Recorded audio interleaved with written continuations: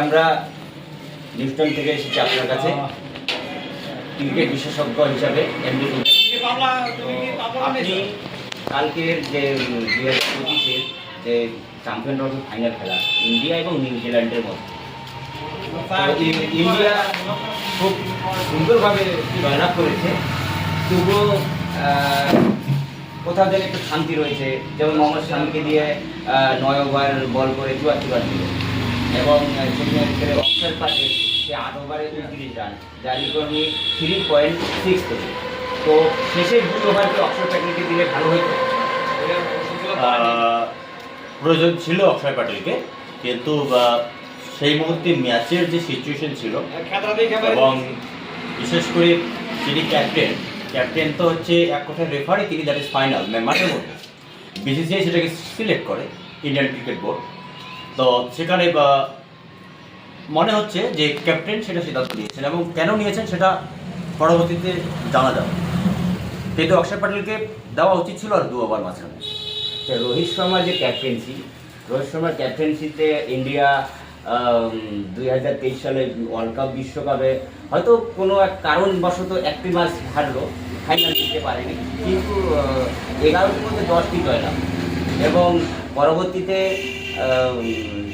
T20 world cup 2024 সেক্ষেত্রে রোহিত শর্মার ক্যাপ্টেন্সিতে জয়লাভ হয়েছে এবং 2025 চ্যাম্পিয়ন ট্রফি। এই ব্যাপারে আপনি কি বলবেন? গোটা পৃথিবীর যদি আপনি ক্রিকেট ইতিহাস দেখেন তাহলে গোটা পৃথিবীতে কিন্তু ক্যাপ্টেনশিপ নিয়ে বিতর্ক হয়, কিন্তু ভারতীয় টিম যে ম্যানেজমেন্ট এবং ভারতীয় যারা বোর্ডে আছেন তারা এমনভাবে সুন্দরভাবে করেন কাজগুলো। এটা আপনার একটা জিনিস মাথায় রাখতে হবে যে আপনার 1983 যখন first team India world cup জেতে, তারপর হচ্ছে 1998 সাল থেকে যে আপনার মোহাম্মদ আজহারউদ্দিন, তারপরে 2002 দেখো চ্যাম্পিয়ন ট্রফি সৌরভ গাঙ্গুলি, তারপর 6 দেখো, হ্যাঁ, তারপরে তোমার 13, তার আগেই আবার মহেন্দ্র সিং ধোনি মহেন্দ্র সিং ধোনিকেও বলা হয় যে মানে ক্যাপ্টেন হিসেবে কুল ক্যাপ্টেন, মানে ঠান্ডা মাথায় মেজাজ, কি করে বলটাকে ক্রিজ থেকে সুন্দরভাবে বলটা কোথায় 1 রান করা যাবে, কোথায় 4, সুজবুজ का जो बल्लेबाज हम कहते हैं उसी तरफ से। এক কথা আপনি বলছেন যে শুধু ক্যাপ্টেন্সির উপর ভর করে না, এটা পুরো টিমের উপরে নির্ভর করে একটি দলের জেতার উপর। Obviously all is equal, 11 players থাকে সেখানে একটা ক্রিকেটে, কাউকে কম বলা যাবে না। আজকে একটা ছোট এক্সাম্পল দিচ্ছি, গোটা চ্যাম্পিয়ন ট্রফিতে একটি গুরুত্বপূর্ণ স্থান মোহাম্মদ শামি এবং ওয়ার্ল্ড কাপ এবং ভারতবর্ষের যত জাহিরখান থেকে শুরু করে কুমড়ে থেকে শুরু করে যদি হিস্ট্রি দেখেন তাহলে নাম্বার 1-এ মোহাম্মদ শামি আছে। কিন্তু গতকালের ম্যাচে শামি ভালো কিছু করতে পারেননি, সরি টু সে বলতে বাধ্য হচ্ছে। তো কাউকে খারাপ বলা যাবে না। হয়তো সূর্যকুমার যাদব একটি ক্যাচ মিস করলো বা বিরাট কোহলি একটু 6 মারলো, তাতে যে কারো বদনাম করবো, কারো কাকে মানে উপরে তার প্রশ্নটা করবো নট। 11টা প্লেয়ারের যথেষ্ট টিমে যোগদান থাকে, তবে একটি টিম কন্টিনিউ 2025-এ কোনো ম্যাচে না হেরে আজকে ভারতবর্ষের মানুষের 137 কোটি ভারতীয় মন জয় করেছে বলে আমি মনে করি।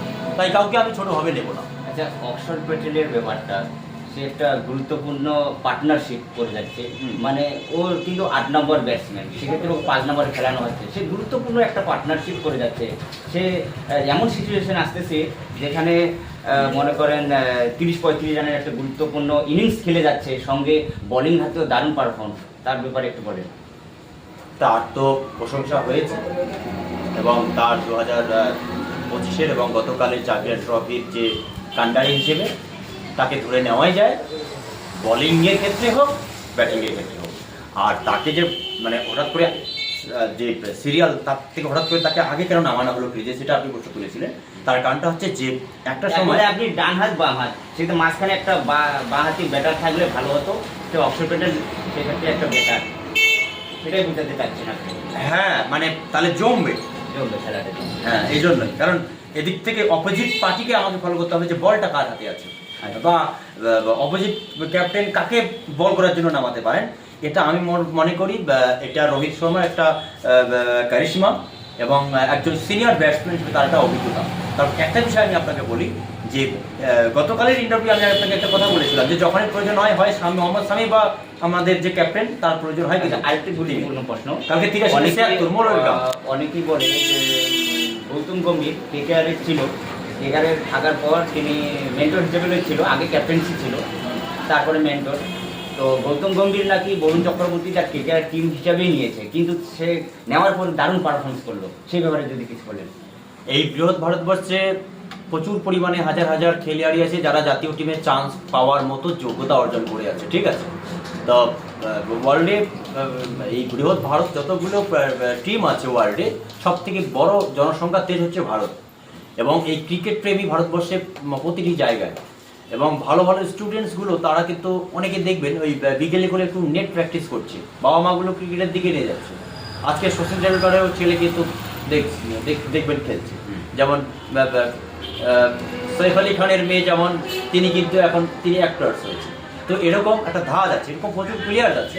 তো সেক্ষেত্রে আমার মনে হয় যে কে কাকে চান্স দিলে খারাপ করবে ভালোভাবে সেই ব্যাপারটা নয়। তবে এই যে একটা অভিযোগ রয়েছে গৌতম গম্ভীর বিরুদ্ধে, সেই অভিযোগটাকে খারিজ হয়ে গেল এক কথায়, ভিত্তিহীন অভিযোগ। গৌতম গম্ভীরে সেই প্রমাণ আমরা পেয়ে গেলাম গতকালের কাছে। ধন্যবাদ, অসংখ্য ধন্যবাদ। আপনাকে অনেক ধন্যবাদ সবাই সময় দেওয়ার জন্য ধন্যবাদ। জয় হো ইন্ডিয়া, নমস্কার।